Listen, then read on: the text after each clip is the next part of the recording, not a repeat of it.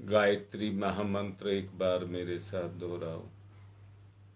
ओम भूर्भुवः स्वः तस्सवितुर्वरेण्यं भर्गो देवस्य धीमहि धियो यो नः प्रचोदयात्।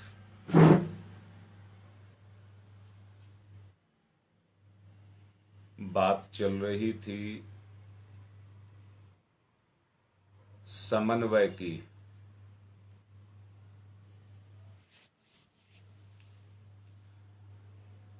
समन्वय की बात में कड़ी को आगे बढ़ाते हुए मैं एक बात कहूंगा। हमारे बीच में जो 50-60 साल तक के आदमी हैं, उन्होंने एक बात को देखा होगा कि प्राचीन काल में व्यक्ति का स्तर बहुत सीमित था और सीमित होने से मतलब है अपने ही देश में 100-200 किलोमीटर दूरी को ऐसा माना जाता था जैसे विदेशी आदमी हो। परंतु आज के इस आधुनिक समय में आदमी की जो दूरी है वो कम हो गई है, यानी कि आदमी का विस्तार हो गया, विस्तार हो गया। पहले आदमी जो कुटुंब के व्यक्ति होते थे आपस में बैठ करके सोच विचार किया करते थे, परंतु अब व्यक्ति का वो स्तर नहीं रह गया। व्यक्ति अपने स्तर को बहुत व्यापक बना करके ले गया। आज व्यक्ति के सोचने का दायरा जो है वो बहुत बड़ा हो गया है।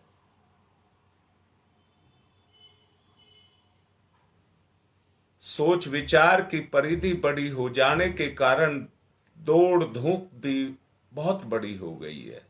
बहुत बुरा उसको दौड़ना धूपना पड़ता है। पहले अपने इलाके में ही केवल उसको भाग दौड़ करनी पड़ती थी, एक दायरा होता था, उतने तक वो काम करता था। परंतु आज उसका दायरा बहुत बड़ा हो गया है। अब यह मैं एक बात कहूंगा, व्यक्ति की सोच का दायरा तो बहुत बड़ा हो गया, ये बात तो मान लिया, परंतु व्यक्ति का दायरा क्या है? सोच का दायरा बड़ा हो गया, व्यक्ति का अपना दायरा क्या है? व्यक्ति का दायरा है धर्म। व्यक्ति का जो दायरा है वो है धर्म। सोच का दायरा बड़ा हुआ, व्यक्ति को अहंकार हो गया। आज का व्यक्ति अपने आप को किसी भी दायरे में बांध करके नहीं रखना चाहता। उसने सब बंधन तोड़ दिए। जो उसकी अपनी आत्मीय गरिमा थी, अपने से लगाकर अपने परिवार, अपने कुटुंब, अपने गांव, अपना क्षेत्र, सब कुछ तोड़ चुका है। वो तो ये कहता है कि भारत में रहकर मैं अमेरिका को नापता हूं। अब व्यक्ति का दायरा इतना बड़ा हो गया है तो धर्म का दायरा भी छोटा हो गया। धर्म का दायरा छोटा हो गया क्योंकि बाउंड्रियों को तोड़ा जा रहा है। स्वास्थ्य, चिंतन, प्रचलन, समाज, अर्थ, परिवार, सब कुछ को देखिए, धर्म नियमों के अंतर्गत आकर के जो समा जाते थे, जो धर्म में आकर के समा जाते थे, आज वैसा नहीं रह गया है। उसको, जिसको पहले केंद्र बिंदु मान करके व्यक्ति चलता था, जो उसकी मान्यता थी, जिसमें वो मैं यहां ये कहूंगा, जानवर को एक खूंटे से बांध देते हैं, वो खूंटे के चारों तरफ तो घूम सकता है, पर उसके दायरे के बाहर नहीं जा सकता, उसके दायरे के बाद नहीं जा सकता। अब दिक्कत क्या आई है? यही तो दिक्कत आई है कि व्यक्ति ने अपने लिए अनेक तरह की समस्याओं को खड़ा कर लिया, समाधान कोई नहीं दिखता, समाधान कोई नहीं दिखता, और समाधान ना दिखने के कारण लोक प्रलोक की प्रगति के समस्त द्वार जो बंद होते हुए चले जा रहे हैं, ऐसी भाव दशा पैदा होती चली जा रही है जिसको स्वाभाविकता नहीं कहा जा सकता, स्वाभाविकता नहीं कहा जा सकता। सब कुछ कैसा हो रहा है? अर्थ प्रधान होता हुआ चला जा रहा है। आज पैसे की प्रधानता हो रही है, इसलिए कहिए कि बहुत व्यक्ति को बहुत ऐसा बंद करके रह गया है। कैसा बंद करके रह गया है? उसको अपनी आजीविका की समस्या, अपने आजीविका की समस्या तक ही बात सीमित नहीं रह गई है, कितनी सारी समस्याओं ने आज आकर के व्यक्ति को घेर लिया है। उसी क्रम को साथ जुड़ करके अपना जीवन गुजारते हुए वो स्वाभाविक तब था जब किसी किसी कारण उसको लड़ना मरना पड़ता था, परंतु धर्म उसकी रक्षा की दुहाई दे करके अधर्म के विकास का नारा लगाता था, अधर्म का विनाश का नारा वो लगाता था। तो होता क्या था? जीतने वाला जब धर्म के दायरे में रहता था तो विजय प्राप्त करने से मतलब ये है कि धर्म की जय बोलने से जो कृत्य महिमा मंडित होते थे और करने का जो सब मिलकर के प्रयत्न करते थे, उसका लाभ सबको मिलता था। आज कुछ लोगों को समय के लिए मूर्ख बताया जा रहा है, उनको सदा सर्वदा के लिए अंधेरे में रखा जा रहा है। कुछ इस तरह की प्रवृत्तियां समाज में पैदा होती हुई चली जा रही हैं। कुछ ऐसे व्यक्ति समाज में निकलते हुए चले जा रहे हैं जो किसी मर्यादा को नहीं मानते हैं, जो किसी मर्यादा को नहीं मानते हैं। धर्म की ढूंढ टटोल जो जिसकी खोज की जाए, जिसका कहिए कुछ नैतिक सामाजिक आचरणों का नाम मान करके जिसको निकाल करके लाया जाए, पहली बात तो ये सोचनी पड़ेगी वास्तव में जिस दायरे में हम बंधे थे वो दायरा क्या है। मैंने कहा धर्म वो दायरा है, धर्म दायरा है। अब धर्म क्या है? सामाजिक आचरण का नाम ही धर्म है, सामाजिक आचरण का नाम ही धर्म है। जिसमें सबको, पूरे समाज को बांध ले उसको धर्म कहते हैं। आज दुनिया को बांधने के चक्कर में आदमी लग गया है, परंतु स्वयं को नहीं बांध सका, ओवरटेक करता हुआ चला जा रहा, ओवरटेक करता हुआ चला जा रहा है। इसलिए उसकी परिधि मात्र गरिमा, जिसको अक्षुण्ण बना करके रखना चाहिए था, वो गुण जिनको वर्ण करके रखना चाहिए था, जिसके आधार पर अपने स्वभाव को बना करके रखना चाहिए था, आज वो सब कुछ चौपट होता हुआ चला जा रहा है। यदि ऐसी बात चलती रही तो धर्म के नाम पर जो आज लड़ाई झगड़े चलते हुए चले जा रहे हैं, मार काट आपस में मस्ती हुई चली जा रही है, दूरियां व्यक्ति से व्यक्ति के बीच में दूरियां बढ़ती चली जा रही हैं, उससे क्या होगा कि व्यक्ति व्यक्ति के विमुख होकर के रह जाएगा और कहीं पर कोई गुंजाइश नहीं रह जाएगी। मैं फिर से कहता हूं, समाज में दो तरह की लड़ाई कल मैंने आपको बताया था, दो तरह की, और कल समझाया था। एक मैंने कहा था या तो कहना मानो और नहीं तो सिर कटाओ। अब कहना मानने के लिए तो सात सम्मत बात हो गई। हर व्यक्ति अपनी बात को सिद्ध कर देना चाहता है, सही बता देना चाहता है, परंतु अगर बात को नहीं मानोगे तो सिर काटना पड़ेगा। अब किसकी बात रह गई? तर्क वितर्क की बात रह गई और तलवार की बात रह गई। मरने मारने को आदमी तैयार है। ऐसी दशा में एकता समसरता का सहज आधार अगर बनाना है तो वो तो विवाद में जाकर के फंस गया। आज जहां देखो, जिसका देखो, जिसके साथ देखो, एक ही चीज मिलती है, विवाद। विवाद चारों तरफ आप झांक करके देखिए, बाप बेटे का विवाद, पति पत्नी का विवाद, भाई भाई का विवाद, बहन भाई का विवाद, बहन बहन का विवाद। जहां भी रिश्ते को देखोगे वहां विवाद ही विवाद हैं और इसके कारण चारों तरफ विग्रह ही विग्रह पैदा होते हुए चले जा रहे हैं। मैं कहूंगा, निवेदन करूंगा कि धर्म धारणा के साथ कुछ परंपराएं जुड़ती हैं। धर्म धारणा के साथ में देखिए, हम हिंदू धर्म के कहलाते हैं तो हमारे कुछ रीति रिवाज भी हैं जिनको हम सबको मानना पड़ता है। वो क्या है? वो हमारी मानसिकता है, हमारी एक विचारधारा है। हिंदुत्व क्या है?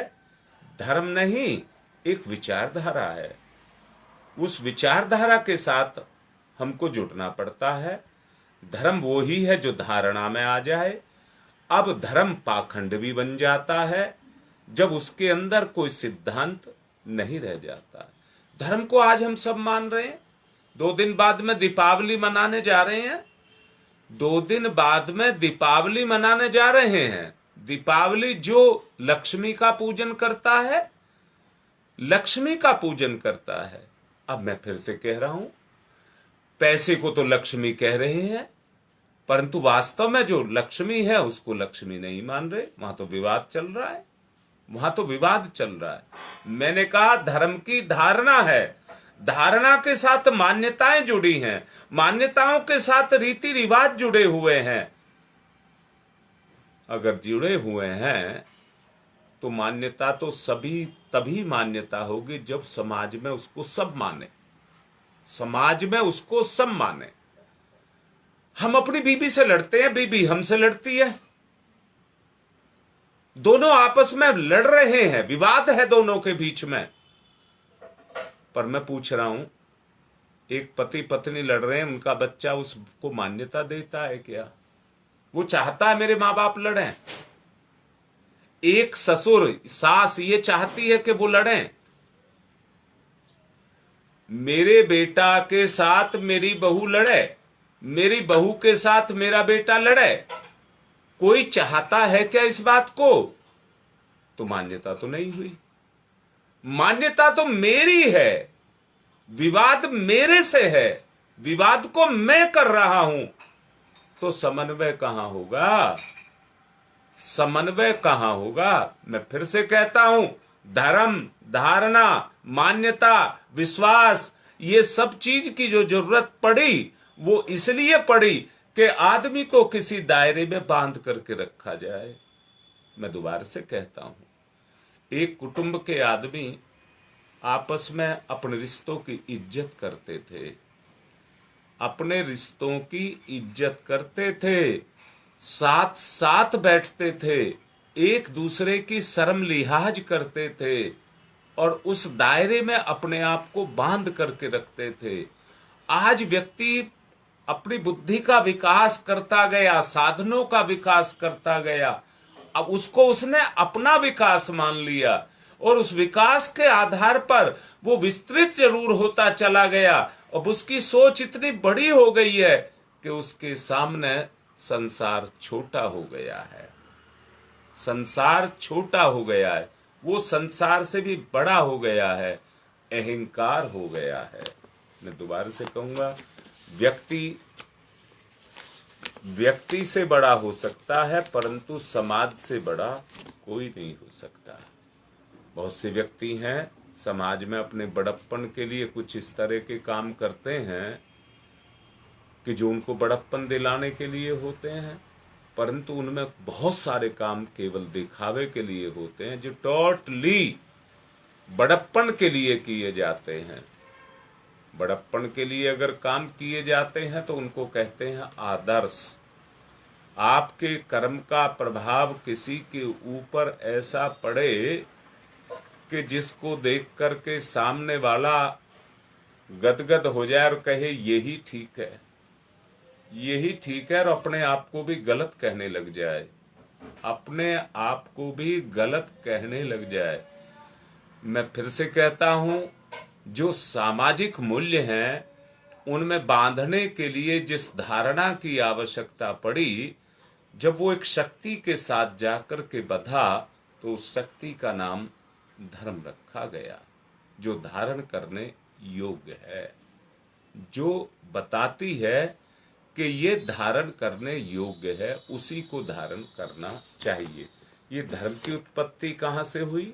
आत्मा से हुई। जिसको आत्मा स्वीकार करती है उसको समाज स्वीकार करता है, जिसको समाज स्वीकार करता है वही धारण करने योग्य है।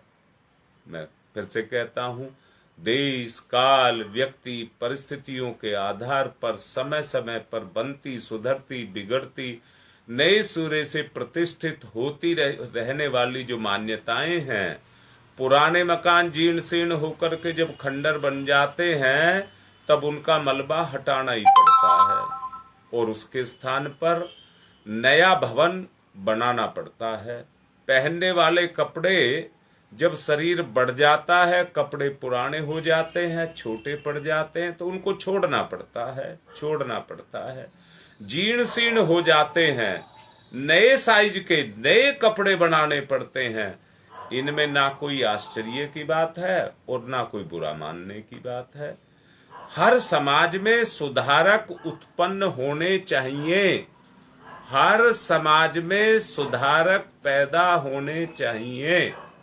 और सुधारक कौन है?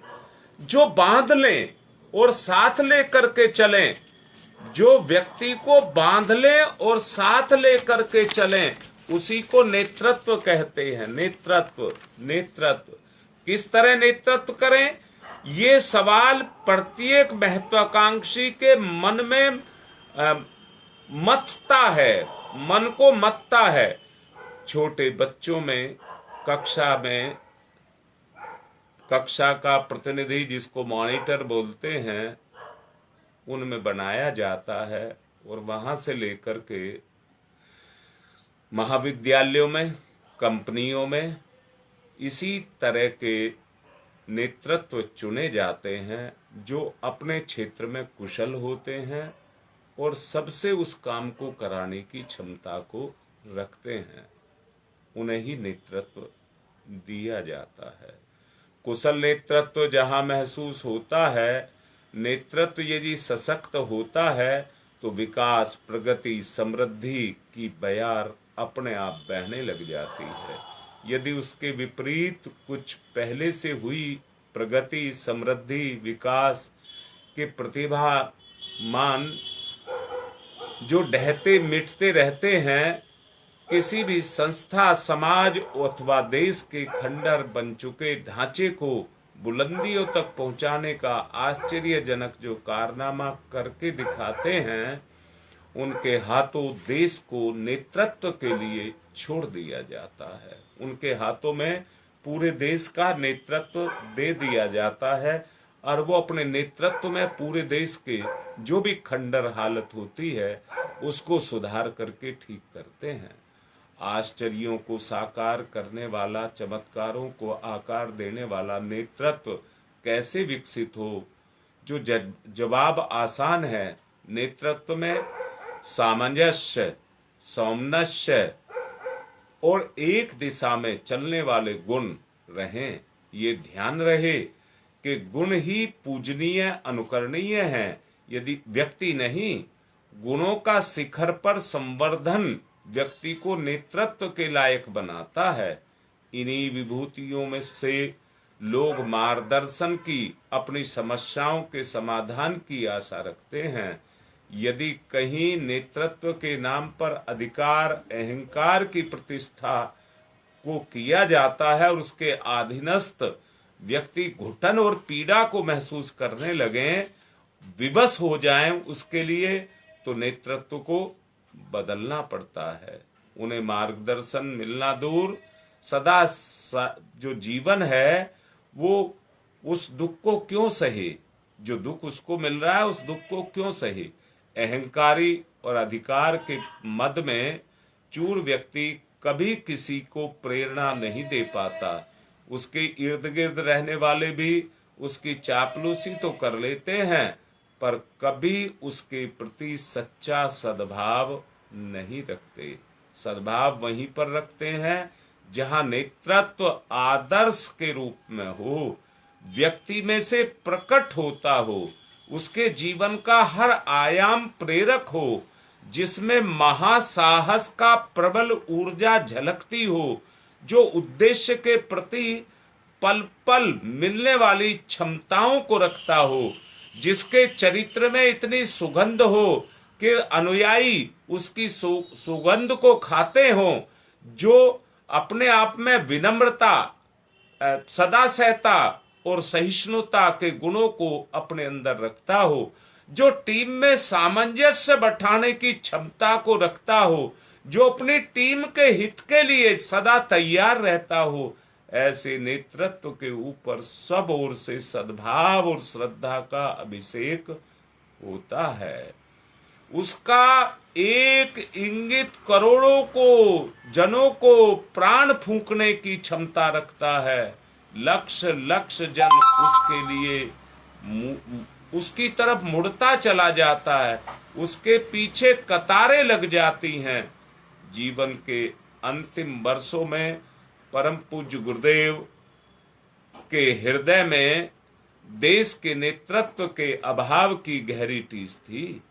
उनकी वेदना उनके शब्दों से झलकती थी। परम पूज्य गुरुदेव कहा करते थे, संस्थाओं की खस्ता हालत, हर छोटी बड़ी चीज के लिए दूसरों के सामने मुंह ताकना। अपना देश इस स्थिति में केवल इसलिए है कि सार्थक नेतृत्व नहीं है, नेतृत्व अच्छा नहीं है। परम पूज्य गुरुदेव कभी कभी कार्यकर्ताओं को संबोधित करते थे, देश के बलिदानी जीवन वाले जो लेख सेवी चाहिए वो समाज को दिशा दे सकें।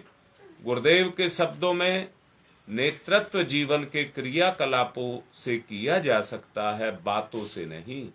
आज जरूरत है ऐसे व्यक्तियों की जो महात्मा गांधी, सरदार पटेल, सुभाष चंद्र बोस आदि के सिद्धांतों पर कुर्बानी के लिए उस समय तैयार हो जाया करते थे।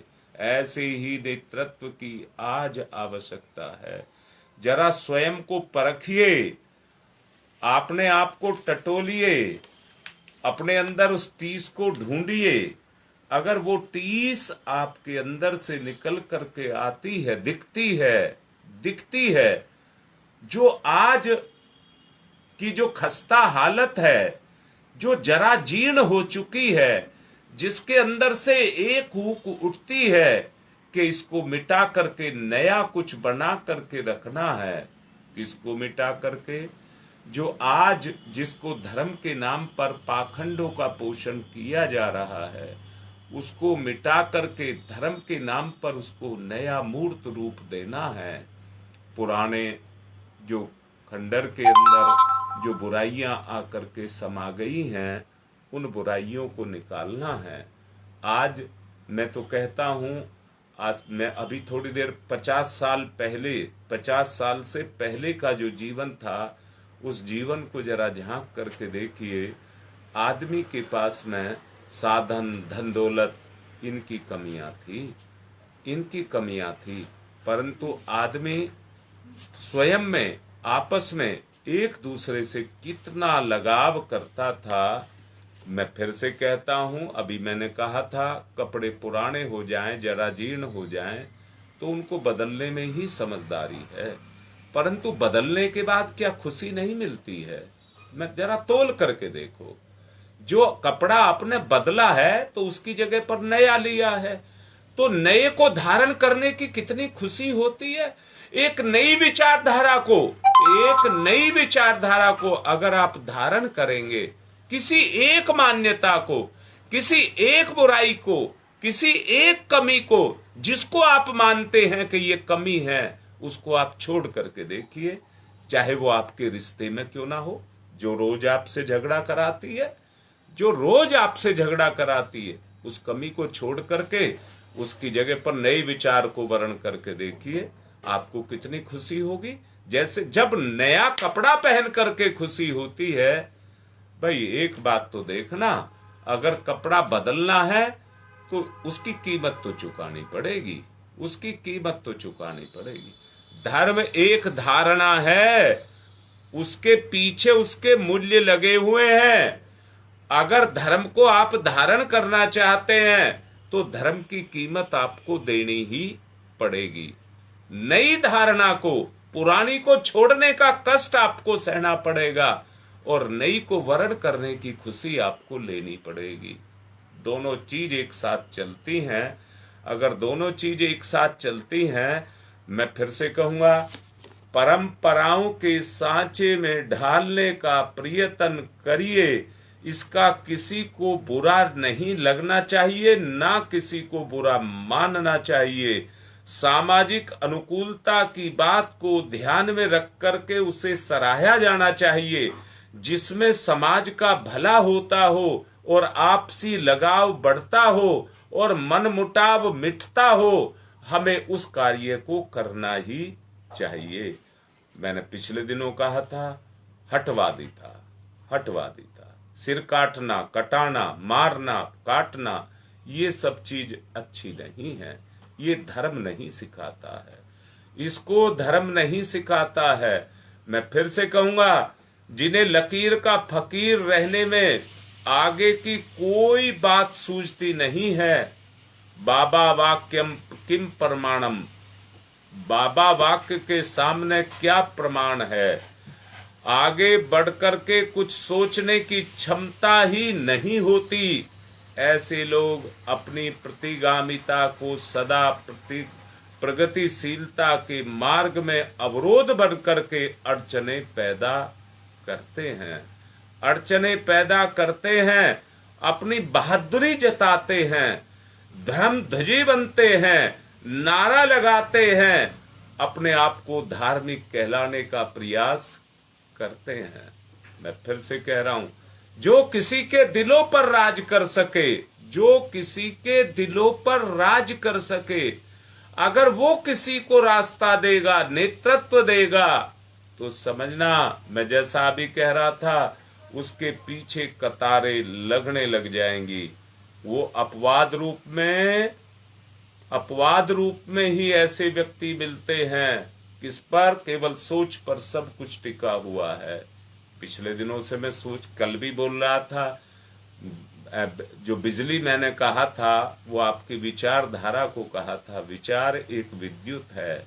ऐसी सोच के व्यक्ति जब समाज में पैदा हो जाएंगे तो स्वयं में शक्ति बन जाएंगे, उनके विचार एक ताकत बन जाएंगे, और ताकत बन करके वो पूरे समाज के ढांचे को, जैसे मशीन को बिजली चलाती है, ऐसे ही वो समाज को चलाने की ताकत अपने अंदर रखते हैं। और आप में से हर किसी के अंदर वो ताकत है, मैं फिर से कहता हूं, हम गायत्री साधक हैं, हम गायत्री साधक हैं। परम पूज्य गुरुदेव ने अपने एक उसमें लेख में लिखा है कि सूरज की जो किरणें हैं, सूरज की जो रोशनी है, वो 1,86,000 प्रति सेकंड चलती है, उसकी स्पीड इतनी है। परंतु मानवीय चेतना की स्पीड जो उन्होंने लिखी है 3,45,000 किलोमीटर प्रति सेकंड लिखी है। उन्होंने कहा है इससे तेज कोई दुनिया में बिजली नहीं चलती। जितनी इंसानी बिजली है, इंसानी सोच है, उससे तेज किसी की सोच नहीं चलती, उससे तेज किसी की शक्ति नहीं गति करती है। इतनी ताकत व्यक्ति के अंदर है। अगर उस सोच के व्यक्ति पैदा हो जाएं, उस सोच करके देखो जो बोल रहा हूं, उस सोच के व्यक्ति अगर पैदा समाज में हो जाएं, जो समाज को एक साथ लेकर के चलें, जो समाज को एक साथ अच्छाई पर लेकर के चलें, तो प्रगतिशील, सुधारवादी, समय अनुरूप दृष्टिकोण को बनाना, निर्माण करना, दृष्टिकोण का निर्माण करना, वो ऐसे व्यक्ति समाज में खड़े हो जाएंगे तो प्रथा, परंपरा, विधि, विधान के नाम पर जो आज झगड़े आए दिन खड़े होते रहते हैं, उनकी कोई गुंजाइश नहीं रह जाएगी। अभी पिछले दिनों आप लोगों ने देखा है, विचारधारा की ही बात कर रहा हूं, अफगानिस्तान का क्या हाल हुआ है वो अभी आपके सामने है। सचमुच हम तो बाहर से और दूर से देख रहे हैं। अगर उसकी सच्ची स्थिति को देखना है तो उसका पता तो उन्हीं को होगा जो वहां पर खुद निवास करते हैं। जो वहां पर खुद निवास करते हैं उनकी क्या दशा हुई है, इसका पता और कहीं से नहीं, वहां से इस बात का पता लगेगा। मैं निवेदन पूर्वक कह रहा हूं कि जिस कदर स्थिति को बिगाड़ा जा रहा है, उस विधि विधानों को के नाम पर जो झगड़े आए दिन खड़े हो रहे हैं, उनकी कोई गुंजाइश समाज में नहीं है। पिछले दिनों की रखी हुई सब्जी एक स्थान पर रखी हुई जो भी सब्जी है या कोई चीज है तो वो सड़ जाती है। कोई भी रखा हुआ पानी है, एक खड्डे में भरा हुआ है तो वो भी सड़ जाता है। जब गति, धर्म की गति अवरुद्ध, खत्म नहीं बोला है, अवरुद्ध हो जाती है तो धर्म में भी सड़न पैदा होने लग जाती है। पुरानी सब्जी को फेंकना पड़ता है, सड़ गई है तो उसको फेंकना पड़ता है और उसके स्थान पर नई खरीद करके लाना पड़ता है। कोई आग्रह नहीं करता, हमारी टोकरी या कोठरी में जो कुछ सामान रखा है उसी को मुद्दतों रखा जाए, दूसरी जगह बनी हुई वस्तुएं उपयोग में करेंगे, तब उनकी समझदारी हर किसी में पाई जाती है कि परंपराओं के नाम पर हठवादिता ना करें। अगर करेंगे तो वही सड़न पैदा होगी। कोई कारण नहीं है कि अभ्यस्त परंपराओं को ही अनिवार्य मान करके उनके लिए हट किया जाए ना, ये कोई जरूरी नहीं है। राजहंस द्वारा किए जाने वाले नीर छीर विवेक की चर्चा सर्वत्र होती है। गायत्री मंत्र के आप साधक हैं, आपका भी यही काम है, नीर छीर विवेक। गायत्री जो बैठती है हंस के ऊपर बैठती है और हंस उसी को कहते हैं जो नीर छीर विवेक को अलग अलग करने की क्षमता, यानी कि क्या सत्य है क्या असत्य है। चींटी को अगर बालू रेत में शक्कर मिलाकर के रख दें तो वो रेत में से रेत के कण को नहीं छूती है, केवल मीठे के कण को, शक्कर के कणों को ही पकड़ती है। उसको कहते हैं नीर छीर विवेक। आज उन व्यक्तियों की जरूरत है। समाज में जो सड़न गंदगी पैदा होती हुई चली जा रही है, उसमें से अच्छाई को ढूंढ करके निकाला जाए, अच्छाई को, कीचड़ को हटाया जाए, गंदगी को हटाया जाए, दूध में से पानी को निकाला, अलग किया जाए, दूध को पिया जाए, पानी को ना पिया जाए। मैं भी निवेदन यही कर रहा हूं। गायत्री शक्ति जो आज आपके पास है, अगर सचमुच हम उसका उपयोग करेंगे, जो हमसे सद्बुद्धि को धारण करने की प्रेरणा देती है, तो ऐसी दशा में पुरातन मान्यताओं के छोटे ओछे जो दायरे हैं, जिसमें आज हम कैद हो गए हैं, क्या आवश्यकता है, क्या उपयोगी है, क्या सुविधा है, क्या सरलता है, इसको क्यों ना अपनाया जाए। समय और श्रम और धन की बर्बादी क्यों की जाए। यदि इसी आधार पर पुरातन का निर्वाह किया जाएगा, तो इस प्रकार की मान्यताओं पर पुनर्विचार किया जाना चाहिए। इस प्रकार की जो मान्यताएं हैं, जो आज पुनर्विचार के लिए होनी चाहिए, आज साथ ही ये भी माना जाना चाहिए कि परायेपन का अनावश्यक पक्षपात छोड़ करके सर्वसुलभ विवेक सम्मत उसी को अपनाने में संकोच क्यों किया जाए। क्यों ना अपनेपन को अपनाया जाए, अपनत्व को अपनाया जाए। अनेक प्रचलनों में, अनेक विचारधाराओं के विस्तार में जहां तहां बहुत उपयोगी अंश बिखरे पड़े हैं, उनमें से कहां कितना विवेक सम्मत है, किस हद तक तर्क सम्मत है, इस बात का निरीक्षण परीक्षण करके यदि तथ्य को खोजा जाए, उस नीति को अपनाया जाए, तो उसे समन्वयात्मक कहा जा सकता है और हर दृष्टि से किसी के लिए वो उपयोगी हो सकता है। मैं फिर से एक बात को कहूंगा, व्यक्ति आज अपने आप में सड़ा मरा जा रहा है। अहंकार के कारण व्यक्ति आज उस दुर्दशा को प्राप्त होता हुआ चला जा रहा है। मैं फिर से निवेदन करूंगा, सिर्फ एक ही स्तर पर यह सब हो सकता है कि व्यक्ति अपनी इच्छा शक्ति को जगाए, विचार से अपनी इच्छा शक्ति को जगाए। आप जानते होंगे, आध्यात्मिक विश्वास का पूरक भाव है दृढ़ इच्छा शक्ति। यही वो रहस्य है जो बिगड़ी हुई स्थिति को अच्छा बनाती है, ऊंचा उठाती है, समस्याओं को से पार लगाती है। दृढ़ इच्छा शक्ति से संपन्न हुए जो कार्य होते हैं, वो सदैव ही सफल होते हैं। आवश्यकता उसी दृढ़ इच्छा शक्ति की है जो आज की द्विधापूर्ण स्थिति में निर्णय लेने की क्षमता को पैदा कर दे, हर क्षण सफलता का प्रवाह पैदा कर दे और बदल करके रख दे। जो व्यक्ति भूल करने के भय से अथवा बीच में कार्य छूट जाने की आशंका से कोई निश्चित निर्णय नहीं ले पाते हैं, ऐसे व्यक्तियों को सुदृढ़ आधार का निर्माण करे, जिसके सहारे जीवन को ऊंचा उठाया जाए।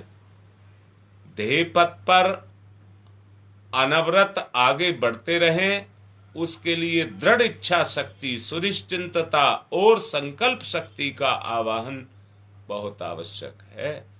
आज व्यक्ति केवल अपने सुख के लिए अपने आप को उस जंजाल में फंसाता हुआ चला जा रहा है या फंस चुका है कि जिसमें से निकलना उसके लिए बहुत सहज नहीं है। आत्मविश्वास को जगाइए।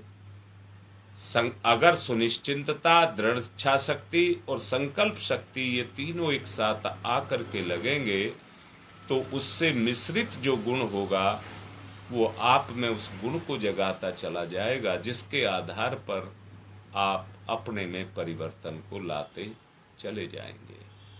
मनुष्य सुंदर स्वास्थ्य जीवन में स्वच्छंदता और सफलता प्राप्त कर सकता है, किंतु अकर्मण्यता के द्वारा नहीं। इसके लिए अपनी आत्मिक शक्तियों को जगाना पड़ता है। लगन और तत्परता, क्रियाशीलता का आश्रय लेना पड़ता है। आत्मविश्वासी लोगों का जो जीवन है वो इस संसार में सच्चा जीवन है। हमें भी आत्मविकास का जो आत्मविश्वास है उसके द्वारा आत्म विकास का रास्ता अपनाना पड़ेगा। जीवन की सर्वांगपूर्ण समुन्नति के लिए आत्मविश्वास आदमी को होना चाहिए। इसी से मानव जीवन की सच्ची सफलता के दर्शन आपको हो सकेंगे। मैं निवेदन करूंगा, पाखंडों में, रूढ़ियों में, परंपराओं में, सुखों में, जिनमें आज आदमी ने अपने दायरे को बढ़ा लिया है और उसके लिए आज आदमी मारा मारा फिर रहा है, उसमें से निकल करके हमें धर्म की धारणाओं के बीच में निकल करके आना पड़ेगा, तभी हम उस सच्चे जीवन को जी सकेंगे। आज की बात को पूर्ण कर रहा हूँ। ओम शांति ही शांति ही शांति।